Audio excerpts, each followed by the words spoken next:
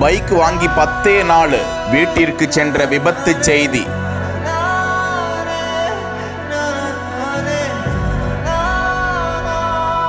ஏற்கனவே இதே போன்று விபத்துக்குள்ளாகி கோமா ஸ்டேஜில் இருந்து திரும்பி வந்த இளைஞர் மீண்டும் விபத்துக்குள்ளாகி பலியான அதிர்ச்சி.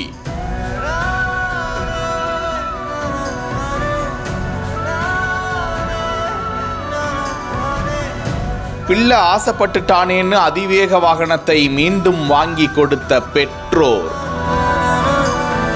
சென்னை திருவொற்றியூர் தியாகராயபுரம் 2வது தெருவை சேர்ந்தவர் அப்துல் மஜீத். இவரது மகன் 19 வயதான அப்துல் சஜீத். கடந்த ஓராண்டுக்கு முன்பு இவர் மோட்டார் சைக்கிள் விபத்து ஒன்றில் சிக்கி கோமா நிலையை அடைந்து கடந்த 6 மாதங்களுக்கு முன்புதான் குணமடைந்து வீடு திரும்பி இருக்கிறாராம். இந்த நிலையில் தனது பெற்றோரிடம் அந்த அதிவேகத்தில் செல்லக்கூடிய விலை உயர்ந்த பைக்கை வாங்கி தர வேண்டும் என அடம் பிடித்தாராம். பாதுகாப்பாக செல்வேன் என உறுதிமொழியை வாங்கி கொண்ட பெற்றோர் அந்த இளைஞருக்கு புதிய மோட்டார் சைக்கிள் வாங்கி கொடுத்திருக்கிறார்கள். வாங்கி கொடுத்து 10 நாட்கள். மாலை நேரத்தில் மோட்டார் சைக்கிளில் 800 விரைவு சாலையில் சென்று கொண்டிருந்த போது திடீரென தடுமாறிய அந்த பைக் கட்டுப்பாட்டை இழந்து தடுப்பு சுவரில் மோதி விபத்துக்குள்ளாகிவிட்டது. இதில் அப்துல் சஜீத்திற்கு தலையில் பலத்த காயங்கள் ஏற்பட்டு கீழே விழ தகவல் அறிந்து சம்பவ இடத்திற்கு விரைந்து வந்த திருவொற்றியூர் போக்குவரத்து காவல்துறையினர் அவரை மீட்டு ஸ்டான்லி அரசு மருத்துவமனைக்கு கொண்டு சென்று அனுமதித்தனர். அங்கு சிகிச்சை பெற்று வந்த நிலையில்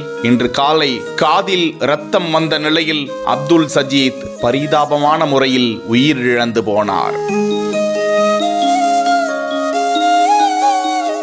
அங்கிருந்த பெற்றோர் தவறு செய்து விட்டோமே, இப்படி அதிவேக வாகனத்தை வாங்கி கொடுத்து தங்களது பிள்ளையை கொன்று விட்டோமே என கதறி துடித்தது காண்போரை பதைக்கச் செய்தது. விபத்து குறித்து வண்ணாரப்பேட்டை போக்குவரத்து புலனாய்வு காவல்துறையினர் வழக்கு பதிந்து விசாரித்து வருகிறார்கள்.